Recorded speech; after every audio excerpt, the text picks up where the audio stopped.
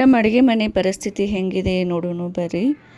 Actually ನಮ್ಮ ಅಡುಗೆ ಮನೇಲಿ ಒಂದು ಸ್ವಲ್ಪ ಸೋರುತ್ತೆ, ಅಂದರೆ ಅಡುಗೆ ಮಾಡ್ತೀವಲ್ಲ ಒಲೆ ಮುಂದೆ ಏನಿದೆ ಬಂಬ್ ಹಾಕಿದ್ರಲ್ಲ ಹೊಗೆ ಹೋಗೋದಕ್ಕೆ ಅಂತ ಹೇಳಿ.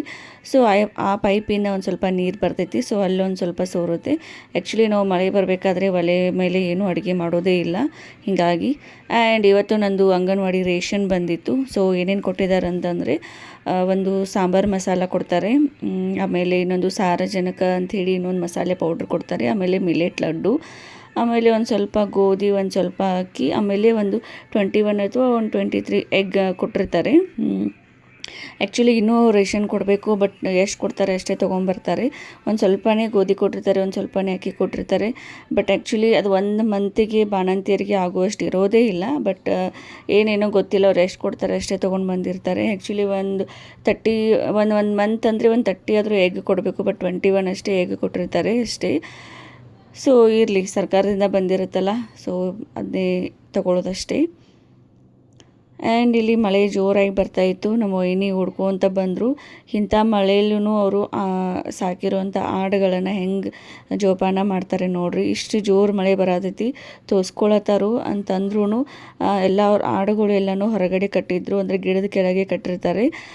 ಇಷ್ಟು ಜೋರು ಮಳೆಯಲ್ಲಿ ಆಡುಗಳಿಗೆ ತಡ್ಕೊಳ್ಳೋ ಶಕ್ತಿ ಇರಲ್ಲ, ಯಾಕಂದರೆ ಅವ್ರದ್ದು ಸ್ವಲ್ಪ ಸೂಕ್ಷ್ಮ ಇರ್ತವೆ ಪ್ರಾಣಿಗಳು. ಸೊ ಹೀಗಾಗಿ ನಮ್ಮ ವೈನಿ ಮಳೆ ಇದ್ರೂ ಹೊಡ್ಕೊಂತ ಬಂದು ಆಡನ್ನು ಬಿಚ್ಚಿ ಒಳಗಡೆ ಕಟ್ಟಿದ್ರು. ಆಮೇಲೆ ನನ್ನ ಮಗ ಎದ್ದ, ಅವನಿಗಂತೂ ಫುಲ್ ಖುಷಿಯಾಗಿಬಿಟ್ಟೈತಿ ಮಳೆ ನೋಡಿ. ಮಾ ಅಂತ ಹೇಳಿ ಫುಲ್ಲು ರಿಯಾಕ್ಷನ್ ಕೊಡ್ತಾ ಇದ್ದ. ಆ್ಯಂಡ್ ಎಲ್ಲರಿಗೂ ತೋರ್ಸಾತಿದ್ದ, ಅಜ್ಜ ಮಾ, ಐ ಮಾ, ಅಮ್ಮ ಅಂತ ಹೇಳಿ ಎಲ್ಲರಿಗೂ ತೋರ್ಸತಾನು. ಆ್ಯಕ್ಚುಲಿ ಸಣ್ಣ ಹುಡುಗರಿಗೆ ಇದೊಂಥರ ಹೊಸದಲ್ಲ, ಸೊ ಫಸ್ಟ್ ಟೈಮ್ ನೋಡತ್ತಾನ ಅಂದಮೇಲೆ ಅವ್ನಿಗೊಂದು ಸ್ವಲ್ಪ ಕ್ಯೂರಿಯಾಸಿಟಿ ಜಾಸ್ತಿನೇ ಆಗಿತ್ತು. ಆ್ಯಂಡ್ ಇಲ್ಲಿ ನನ್ನ ಮಗನಿಗೆ ಮಳೆ ತೋರಿಸ್ತಾ ಊಟ ಮಾಡ್ಸತ್ತೀನಿ. ನಮ್ಮಮ್ಮ ಮಳೆಯಲ್ಲಿ ಏನೂ ಮಾಡೋದಕ್ಕೆ ಹೋಗಲಿಲ್ಲ. ಸಜ್ಜಕ ಮಾಡಿದರು, ಸಜ್ಜಕ ಹಾಲು ಆಮೇಲೆ ತುಪ್ಪ. ನನ್ನ ಮಗ ಸ್ವೀಟ್ ತಿಂತಾನೆ, ಏನು ಪ್ರಾಬ್ಲಮ್ ಇಲ್ಲ. ಸೊ ಹೀಗಾಗಿ ಸಜ್ಜಕ ಹಾಲು ತುಪ್ಪ ಹಾಕಿಕೊಟ್ಟಿದ್ರು ಅವನಿಗೆ. ಸೊ ಕಿಟಕಿಯಲ್ಲಿ ಕೂಡಿಸಿ ಮಳೆ ತೋರಿಸ್ಕೊಂತ ಊಟ ಮಾಡತ್ತೀನಿ. ಆ್ಯಕ್ಚುಲಿ ಆಲ್ಮೋಸ್ಟ್ ಅವನು ಮೊಬೈಲ್ ನೋಡ್ತಾನೆ ಊಟ ಮಾಡ್ತಾನೆ. ನನಗೂ ಅವನ ಜೊತೆ ಫುಲ್ ಗುದ್ದಾಡಿ ಅದು ಇದು ಅಂದ್ಕೊಂಡು ಊಟ ಮಾಡಿಸೋದಕ್ಕಾಗಲ್ಲ. ಆಲ್ಮೋಸ್ಟ್ ಮೊಬೈಲ್ ಕೊಟ್ಟೇ ಊಟ ಮಾಡಿಸಿರ್ತೀನಿ. ಬಟ್ ಕೆಲವೊಂದು ಸಲ ಏನಾದರೂ ಈ ಥರ ಹೊರಗಡೆ ಮಳೆ ಬಂದರೆ, ಆಮೇಲೆ ಯಾರಾದರೂ ಜೊತೆಗಿದ್ದರೆ, ಆಮೇಲೆ ಏನಾದರೂ ಅವ್ನ ಆಟ ಸಾಮಾನು ಅವನ ಹತ್ರ ಇದ್ದರೆ, ಆಮೇಲೆ ಟ್ರ್ಯಾಕ್ಟರ್ ಮೇಲೆ ಕೂಡಿಸಿ, ಇಲ್ಲಾಂದರೆ ದನಗಳ ಹತ್ರ ಕರ್ಕೊಂಡು ಹೋಗಿ ಅಂಬ ತೋರಿಸಿ ಈ ಥರ ಎಲ್ಲ ಮಾಡಿ ಊಟ ಮಾಡಿಸ್ತಿರ್ತೀನಿ. ಅವಾಗೂ ಊಟ ಮಾಡ್ತಾನೆ, ಏನು ಕಾಡಿಸಲ್ಲ. ಆಮೇಲೆ ಊಟ ಮಾಡಿ ಇಲ್ಲಿ ಅವ್ರ ಅಜ್ಜನ ಜೊತೆ ಹೆಂಗೆ ಮಲ್ಕೊಂಡು ನೋಡ್ರಿ. ಸೊ ಡೈಲಿ ಇದೊಂದೊಂದು ರೂಢಿ, ಮಧ್ಯಾಹ್ನ ಟೈಮಲ್ಲಿ ಅವ್ರ ಅಜ್ಜ ಈ ಥರ ಮಲ್ಕೊಂಡಿರ್ತಾರೆ. ಸೊ ಊಟ ಮಾಡಿ ಅವ್ರ ಅಜ್ಜನ ಹತ್ರ ಹೋಗಿ ಈ ಥರ ಮಲ್ಕೋತಾನೆ. ನಮ್ಮ ಅಪ್ಪಾಜಿ ಎಲ್ಲೇ ಮಲ್ಕೊಂಡ್ರು ಈ ಥರ ಹುಡ್ಕೊಂತ ಹೋಗಿ ಅವ್ರ ಮೇಲೆ ಈ ಥರ ಮಲ್ಕೋತಾನೆ. ಸೊ ಅವ್ರಿಗೂ ಒಂಥರ ಖುಷಿ ಆಗುತ್ತೆ ಅವ್ನು ಬಂದು ಈ ಥರ ಮಲ್ಕೊಂಡ್ರೆ. ಸೊ ಮೊಮ್ಮಗನ ಈ ಥರ ಕರ್ಕೊಂಡು ಮಲಗಿಸ್ಕೊಂಡು ಆಟ ಆಡಿಸ್ಕೊಂಡು ಅವರು ಮಲ್ಕೋತಾರೆ. ಅವನಿಗೂ ಒಂಥರ ಅವ್ರ ಅಜ್ಜನ ಮೇಲೆ ಮಲ್ಕೊಳ್ಳೋದು ಖುಷಿ. ನನ್ನ ಕೈ ಬಿಟ್ಟರೆ ನಂಗೆ ಸಾಕಾಗಿರುತ್ತೆ ಅಷ್ಟೇ. ಸೊ ಹೀಗಾಗಿ ನಾನು ಬಿಟ್ಬಿಡ್ತೀನಿ, ಏನಾದರೂ ಮಾಡ್ಕೊಳ್ಳಿ ಅಂತ ಹೇಳಿ. ಆಮೇಲೆ ಈವ್ನಿಂಗ್ ಟೈಮಲ್ಲಿ ನಮ್ಮಮ್ಮ ಇಲ್ಲಿ ಚುನ್ಮುರಿ ಚೂಡ ಮಾಡತ್ತಿದ್ರು. ಆ್ಯಕ್ಚುಲಿ ಮಳೆ ಆಗಿತ್ತಲ್ಲ, ಸೊ ಹೀಗಾಗಿ ಮಳೆಗೆ ಏನಾದರೂ ಸ್ನ್ಯಾಕ್ಸ್ ಬೇಕಾಗುತ್ತೆ. ಸೊ ಹೀಗಾಗಿ ಚೂಡ ಮಾಡ್ತೀನಿ ಅಂತ ಹೇಳಿ ಚೂಡ ಮಾಡತ್ತಾರೆ ಇಲ್ಲಿ ನಮ್ಮಮ್ಮ. ಆ್ಯಕ್ಚುಲಿ ಮಳೆ ಆದಮೇಲೆ ಅಂತೂ ಅದು ಎಲ್ಲಿಂದ ಕ್ರೇವಿಂಗ್ಸ್ ಬರುತ್ತೆ ಗೊತ್ತಿಲ್ಲ, ಬಟ್ ಏನಾದರೂ ಒಂಥರ ಸ್ನ್ಯಾಕ್ಸ್ ತಿನ್ನಬೇಕು, ಏನಾದರೂ ಕುರುಕುರು ತಿನ್ನಬೇಕು, ಬಜ್ಜಿ ತಿನ್ನಬೇಕು ಅಂತಾರ ಏನೋ ಒಂಥರ ಫೀಲ್ ಆಗ್ತಿರ್ತೈತಿ. ಕ್ರೇವಿಂಗ್ಸ್ ಅಂತೂ ಹೆಂಗೆ ಬರುತ್ತೆ ಗೊತ್ತಿಲ್ಲ, ಎಲ್ಲರಿಗೂ ಈ ಥರ ಕ್ರೇವಿಂಗ್ಸ್ ಇದ್ದೇ ಇರುತ್ತೆ ಮಳೆಗಾಲದಲ್ಲಿ. ಸೊ ನಮ್ಮಮ್ಮ ಇನ್ಮೇಲೆ ಮಳೆ ಆಯ್ತಲ್ಲ, ಸಾಯಂಕಾಲ ಟೈಮಲ್ಲಿ ಏನಾದರೂ ಇವ್ರು ಬೇಡ್ತಾರೆ, ಅದು ಮಾಡು ಇದು ಮಾಡು ಅಂತಾರಂತ ಹೇಳಿ ನಮ್ಮಮ್ಮ ಏನು ಮಾಡಿದ್ರು, ನಾವೆಲ್ಲ ಬೇಡೋದಕ್ಕಿಂತ ಮುಂಚೆನೇ ಅವರು ಚೂಡ ಮಾಡೋದಕ್ಕೆ ಸ್ಟಾರ್ಟ್ ಮಾಡಿಕೊಂಡ್ರು.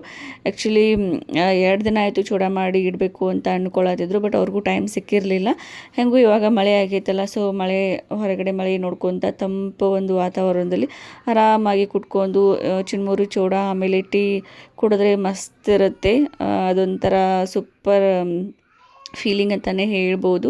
ಸೊ ಹೀಗಾಗಿ ನಮ್ಮಮ್ಮ ಚೂಡ ಮಾಡತ್ತಿದ್ರು. ನಮ್ಮ ಮನೆಯಲ್ಲಂತೂ ಎಲ್ಲರೂ ಚುನ್ಮುರಿ ಆಲ್ ಟೈಮ್ ಫೇವ್ರೇಟ್ ಇದ್ದಾರೆ. ಅದರಲ್ಲೂ ನಾವು ಉತ್ತರ ಕರ್ನಾಟಕದವರು ಕೇಳಬೇಕಾ, ಚುನ್ಮುರಿ ಚೂಡ ಅಂತಂದರೆ ಹೊಟ್ಟೆಗೆ ಎರಡಾಗಿಬಿಡ್ತಾವೆ ನಮಗೆಲ್ಲರಿಗೂ.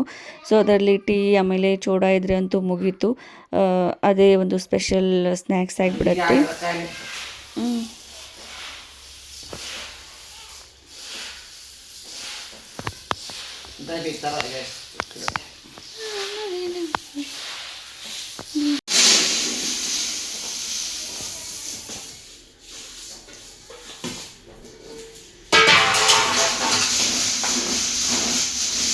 ನನ್ನ ಮಗನಿಗೆ ಹೇರ್ ಕಟ್ ಮಾಡಿಸೋದಿತ್ತು.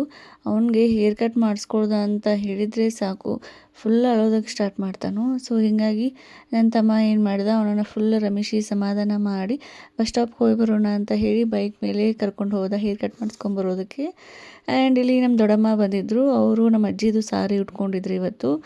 ನಮ್ಮ ಅಜ್ಜಿಗೆ ಹೊಸ ಸಾರಿ ತೊಗೊಂಡು ಬಂದಿದ್ವಲ್ಲ, ಸೊ ಅವ್ರು ಏನು ಮಾಡ್ತಾರೆ, ಬಂದಮೇಲೆ ಯಾರಿಗಾದರೂ ಸ್ವಸ್ತಿಯರಿಗೆ ಕೊಡ್ತಾರೆ ಉಟ್ಕೊಳ್ಳೋದಕ್ಕೆ. ಸೊ ನಮ್ಮಮ್ಮ ಅಥವಾ ನಮ್ಮ ಕಾಕು ಇಲ್ಲ ನಮ್ಮ ದೊಡ್ಡಮ್ಮ ಇಲ್ಲಾಂದರೆ ನಮ್ಮ ವೈನಿ ಅಂದರು ಯಾರಾದರೂ ಒಬ್ಬರು ಉಟ್ಕೊಂಡು ಆಮೇಲೆ ಅದನ್ನು ನೀರಲ್ಲಿ ಹಾಕಿ ಅದಾದಮೇಲೆ ನಮ್ಮ ಅಜ್ಜಿ ಸಾರಿನ ಉಟ್ಕೋತಾರೆ. ಸೊ ಹೀಗಾಗಿ ನಮ್ಮ ದೊಡ್ಡಮ್ಮ ಉಟ್ಕೊಂಡು ಬಂದಿದ್ರಲ್ಲ, ಅವ್ರಿಗೆ ಆ ಸಾರಿ ಫುಲ್ ಮಸ್ತಾಗಿ ಕಾಣಿಸತ್ತಿತ್ತು.